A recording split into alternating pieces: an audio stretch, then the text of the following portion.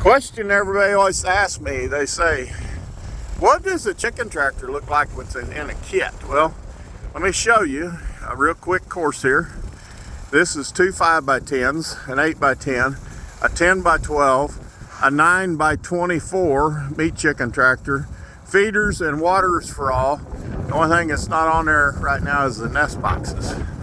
And that's what that looks like. They're on a pallet. So one chicken tractor is only about 12 inches tall. So, and a 5x10 ships on a regular pallet. So you always want to know, what does a chicken tractor kit look like? So, next video I'm going to tell you what the best engine is for a chicken tractor. 10-4? Anybody got an answer what the best engine for a chicken tractor is? Put it in the comments. Papa Hank, wishing you were having this great